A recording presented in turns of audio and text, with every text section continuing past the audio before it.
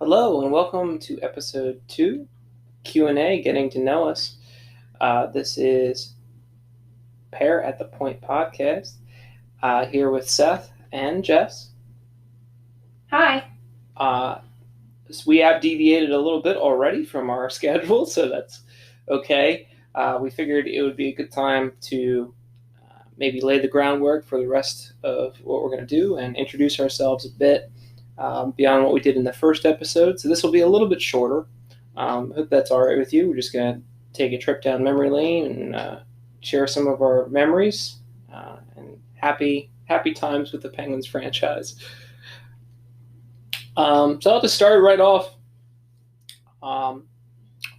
Every question is going to be for each of us. Jess, what's your favorite Pens player outside of Crosby and Lemieux? Those are too easy, so we're going to go with outside of Crosby and Lemieux. Okay, I'm going to do the current roster. And it's a two-way tie between Jake Gensel and Brian Rust. I can't decide which one I like more. It depends on the game.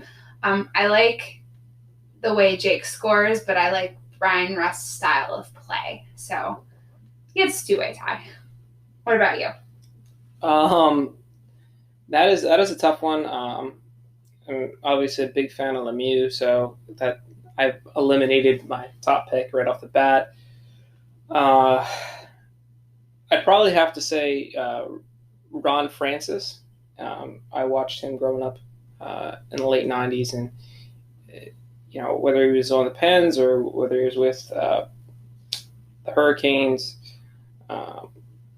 Whalers franchise, he was one of those players that I just always respected. I loved the way he brought defensive mindset into being a forward, and I really tried to replicate that when I played street hockey or whatever, just back checking super hard. All right, so that kind of segues into my next thought, which was, out of all of the current NHL players, who is your favorite non-Pens player? Patrick Hornqvist. Okay. Patrick Hornqvist is probably my all-time favorite Pen. He's the reason that I love hockey. He was on the team when I first started watching in 2014. So I don't know. The way he plays, the way he brings so much passion every single night, even if the team's playing badly, he always brought 100%, and I just clinged on to him, and he's still one of my favorite people to watch, even though he's in Florida. So, follow-up question, just because we have time. How much did it hurt to see him, take Mike Matheson out of the equation, because I think he had a great year. We both kind of agree. He was great in his own right. But how much did it hurt to see Patrick Hornqvist put up the numbers and play as well as he did in Florida this year? Well, he could have been horrible, and I still would have been devastated. From being married to me, that 3 days after the trade, I cried, and catatonic. It was horrible. And I knew it was coming because everybody knew it was coming, but it was horrible. Honestly, Mike Matheson not being a dumpster fire made it a little less terrible for me. But every time, I followed his whole year. He was on my fantasy team. I traded for him because I'm obsessed. And every time he scored, I was like, he scored again. Wouldn't that have been nice? And then when we didn't have that net front presence in the playoffs, it was even like another dagger in my heart. He's one of those players like a Holmstrom, or going back further like a Dino Ciccarelli or a Kevin Stevens. He just goes to the front of the net and he picks up these greasy garbage goals. They just don't make those players anymore, and he's the last of that breed. He also has the fastest hat trick in Penguins history. Yes, I've been told. Yep, which is kind of a funny stat because you don't think of a player like him getting the fastest hat trick in Pens history, but that was a great game. You saw a little bit of Florida this year. Before he came over to us, he was, he led the Predators in goals a couple of years there. In his 20s, he has a scoring touch. He most of his goals are greasy, but he also has a pretty decent shot even from the dots, circles. Yeah. So Yeah, he scored some pretty ones for Pittsburgh. Sneaky good talent. Yeah, definitely. What about you? Favorite non-Penn? So, I feel like this is a cop out of an answer. I don't know. Are you gonna say Draisaitl? Draisaitl is absolutely phenomenal, but I'm gonna go with everybody's everybody's most respected player, but he's been so good for so long. Patrice Bergeron, with the Islanders just knocking out the Bruins, it made me realize like that's probably like Bergeron's last real chance because they got some issues with their age and their cap and their goaltending. They've got some serious question marks. But it's just kind of sad because you watch Patrice Bergeron play the same way that Francis did, where he is just back-checking like a demon on every play, but he's still getting involved in the forecheck on the other end. And as somebody, who never really, skated a full-length rink or played any real ice hockey, like to watch somebody put just every shift for a decade and a half to pull that sort of effort is just mind-blowing to me. And he's so good at it. Selke candidate like every year. He's probably going to win it again this year. And, he deserves all those accolades. He's not overhyped at all. He's great. Also, him with Crosby at the Olympics, a couple times they've gotten to play together. Magic. Chef kiss. Okay. Okay, this is a fun one. If you couldn't be a Penguins fan, Penguins moved to Kansas City and then fold immediately, who would you root for and why? So I think a couple of years ago I would have said the Blues. I really liked watching the Blues versus the Penguins for a little while there. I really liked the style of hockey they play, but I haven't really watched them much in the last 2 years. So I think right now, if I had to pick, it would obviously be Carolina because they just have so much fun. And I think it would be fun to go to games there and to be a fan of them. But I think it changes for me by the year. I also really like the Minnesota Wild. And then maybe Seattle. The Seattle Kraken would be fun. See, I feel like Seattle's this really neat entity, and they've done the branding really well. And Seattle's just it's a cool city with cool city. people, and I think that they're going to do a really good job with their franchise. But, I mean, there's a lot of teams that I would probably follow. But I think right now it's Carolina, even though, they got eliminated. They are just fun, and their fan base always seems to be having fun. So, I guess there's two answers to this for me. When the Pens were kind of very much on the rocks during the X-Gen. I was a diehard Pens fan, but I also kind of saw the writing on the wall that they maybe would be moving. So I did follow the Buffalo Sabres for a bit because back in that time period, they had this crazy good roster with Ryan Miller and Danny Briere and Chris Drury and great defensive core. And I don't know, there was something really likable about those teams, especially coming out of the lockout. Yeah, because I didn't know if I was going to necessarily follow them if they went to Kansas City, whatever. Folded, went bankrupt. Again, for the millionth time. But I think today, if a similar situation were to happen, it would be an easy pick. It'd be the Islanders, simply because my father and my brother follow them.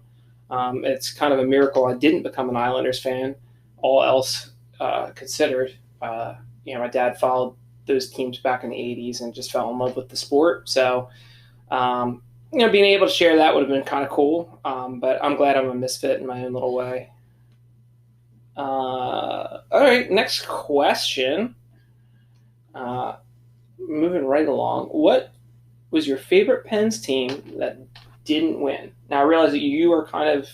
I've been following since 2014. So this is honestly an easy one because it's this year. Because 2014-15 was horrible. We got out to the Rangers in the first round, and it was the Mike Johnston era, and it was awful. And then 18, 19, 20 were just kind of, I don't know. I touched on this in the last episode, but they just didn't really feel super team-like. they kind of felt disjointed. So that's an easy one for me. It would be this year. I loved this year's team. We just watched the latest episode of In the Room last night, and I was heartbroken all over again because they were a team through and through. So, I spent a long time thinking on this. There's some like teams that definitely deserve a better fate. Like probably in 2013, they definitely did. I think you could argue even last year's team probably deserved a better fate without COVID. Maybe you never know. This year's team definitely got the short end of the stick. The 96 Pens were stacked and ran into like an insanely hot goaltender in Van Beesbrook. And there's a lot of teams I think that maybe deserve better fates historically. But I'm going to go with the 2001 Pens because at that point I was turning 10. I really just started to follow very, very seriously because I've been playing street hockey and absolutely fell in love with that. But actually being able to catch the games on ESPN or national when you got the chance outside of the horrible Philly broadcast, they were in their heyday. They just brought back Lemieux. Yager was still setting the league on fire. He had like 120 points that year, something crazy for the dead puck era where nobody could score at all. And then I look through that roster again, and it's like all these names that just bring back so many memories. And you don't even realize it when you're young like that. But, their defense was bad. They were 26 out of 30 in the league. So their defense was really bad for being a Final Four team. But their offense was second best, only behind the team that they eventually lost to, the 0-1 Devils, who also were probably the best defensive team that year, even if the stats in the regular season didn't show it. They were an insane trap team. But, getting to the conference finals and getting to experience the Lemieux comeback, and you got to see Yager lighten it up. You got to have, all these names like Straka, Kovalev, Morozov, Lang, Herdina, and then just watch Moose Hedberg come out of absolutely nowhere and take the starting reins from John Sebastian Aubin and just light the world on fire. That was a fun run. So have it kind of strangled out of them by this like awful, and they split the series too in New Jersey. So they actually had a real shot at it. That was a fun team. I could go on forever, but yeah. So this year's team, who on this year's team really took your attention and was like, I love this player. This is awesome. Name a couple guys. Cody Ceci. Yeah. He was so good for us this year, and I was really expecting that to be horrible. Let me think. Obviously, everyone loves Daddy Jeff Carter. But he was absolutely amazing since he came over. The usual, I wish I would have seen more of Jake Gensel in the playoffs, but he had a stellar year. Brian Rust always shows up for the playoffs. That third line with Jeff Carter was really fun to watch. And obviously, I always love to watch Brandon Tanev. He's just amazing. So there's a lot of them. There's a lot of good players. And like you said, they deserve better. They did. Oh, man, McCann. I fell back in love with McCann, too. Yeah, especially like when Gino was out and he was up on the power play all through the last couple months. He was so good. His shot is dynamite. I love it. Wicked release. No, it was fun watching this year. Definitely felt, again, like maybe they could have done a little bit better. But is what it is, I guess. Mm-hmm. Okay, on to the next question. If you could bring back a retired Penguins player in their prime and put them on the current roster, who would you pick and why? Again, you have a smaller sample size. I don't honestly know for this one, but the first name that came to my mind was Chris Kunitz, just so he could score a double OT goal in the playoffs. Yes. I was not a big Chris Kunitz fan, but when I was thinking about like people who are retired who played for the Pens and the 7 years I've watched them, he was the first one that popped into my head. Yeah, that's a darn good pick, honestly. Yeah, and clutch. Yeah, and he, him and Sid had their little bromance, and he at the end of the day he ended the Senators' whole entire franchise.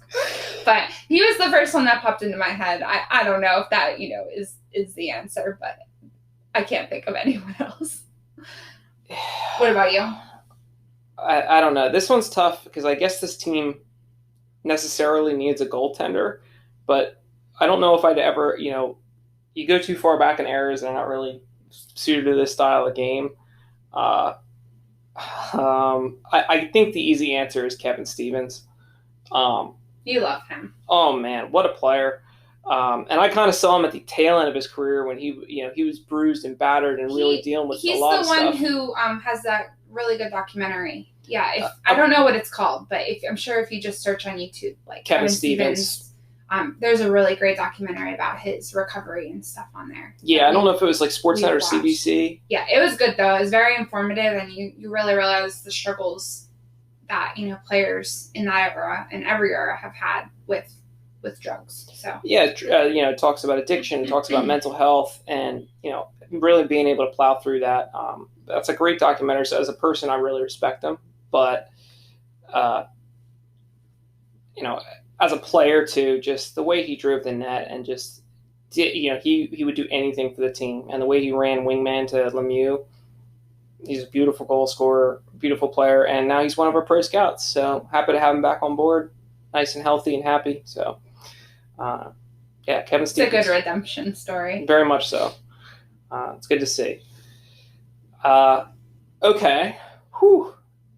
Let's see. We're running out of questions, but this one is fun. So if you could pick a jersey design outside of the current home and away, let's give you a stipulation.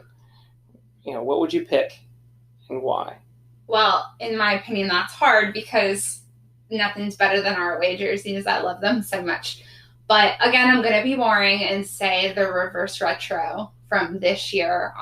I don't feel like I can say, jerseys from the 90s or because I didn't watch then. But from like the years that I've watched, I love the reverse retro. I own 2 of them and they're beautiful.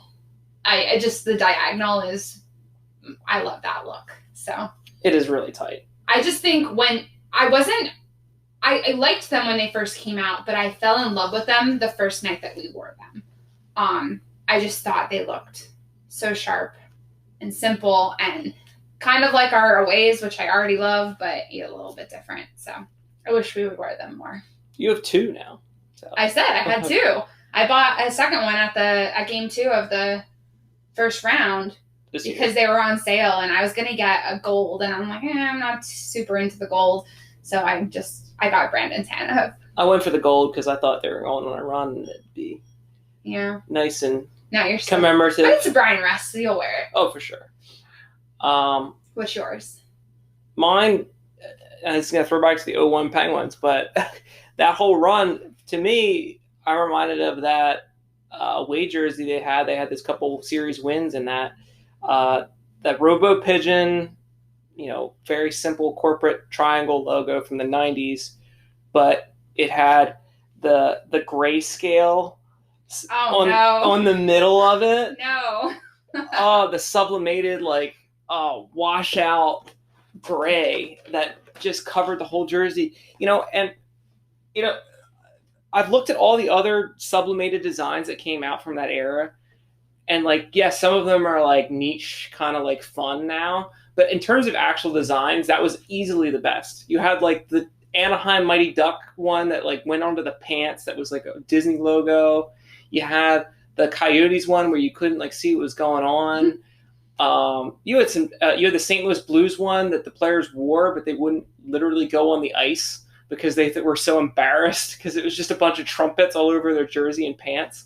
The Penguins did it classy. I could do with a Robo Pen comeback. Yes. I just don't want the gray thing. Oh, it needs to happen. No. It's so beautiful and it's. I want to see Sidney Crosby wear the Robo Pen, and I know that's something a lot of people want to see. It'll. Lemieux in that ownership era don't vibe because it cost him a lot of money. Right. So he's not going to do that. I hope that it happens, but it would be a great nostalgia trip for sure. Yeah. I have one question for you. Okay. I want to know who you're bandwagoning of the teams that are left. for the final. Bring it back. And don't say Tampa because I don't want them to repeat. Yeah, they can't take that crown from us, though it really feels inevitable with their $300 million cap or whatever they're at right now. That's a conversation for a different day. Yeah, that's deeply depressing. But of the 4 teams left, we have the Islanders, we have the Lightning, we have the Knights / Avs. So there's, Avs could be eliminated tonight, and we have the Canadiens. I got to go with the Islanders simply, and they defeated us 2 times now, and that's horrible. It's a terrible taste in my mouth. But just for family reasons, I would love to see that happen. It would set the game back probably a decade because they play this horrible new, pseudo trap in the neutral zone, and they've gotten extraordinarily lucky. But yeah, I'd bandwagon the Islanders. There's some good players there. Nelson, Bailey. Their defense is great. So, I'll take them. Well, this has changed too, because obviously I was on the Carolina bandwagon, but I have wanted to see Colorado win, but since it kind of probably looks like they're going to get eliminated, I think I'm going to bandwagon the Canadiens because they're like the little engine that could. And I just think it's so funny that they came out of the North, and it would be cool to see them. In any normal year, they would not have made the playoffs. Also, Carey Price, this is probably his best shot, and I feel like a goaltender of his caliber should have a cup win. And it would be fun to see Canada win again. They've done it. I don't think they'll win, but it will be fun to root for them along the way. So yeah, they're about to run into a juggernaut one way or the other. Yeah, definitely. But so I would be okay with Colorado or the Canadiens. So I feel like the most common answer among Pens fans, at least from the chatter I see, it's probably the Knights, because everybody's loving Fleury going crazy. Yeah, I mean he looks good. So good. So, that would not break my heart. No, me neither. There's none of the teams left, other than Tampa and, in my opinion, the Islanders.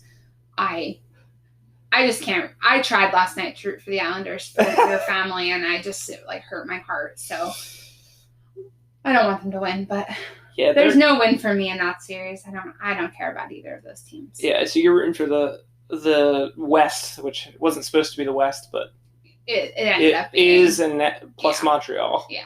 So yeah, that's definitely who I'm rooting for. So they're fun. They're a fun little team. Anyway, I hope you enjoyed this. I know this was a little less locked in, specified than most of our podcast episodes will be. But it feels goofy to talk about the upcoming draft when we're still so deep into the playoffs. So we just wanted to keep it light for this week, and then we'll kind of dig more into the expansion draft and then the draft as the summer rolls on. We just had a baby nephew born. So if we miss, I think next week we'll have episode 3 out, but the following week we may skip a week because we're going to be going to meet and visit him. But other than that, we should have weekly episodes. We're looking for Friday releases. Yeah. At least at this point, that is right. the plan. So right. Apologies that this wasn't draft oriented as we promised. Already breaking promises to our listeners. Coming. But it is coming. It'll probably be episode 4 or 5. So expansion draft first, and then we'll have the whole offseason to talk about whatever. And look ahead to hopefully one last push for Crosby and Malkin. Anyway, thanks for listening. This is Seth and Jess signing off.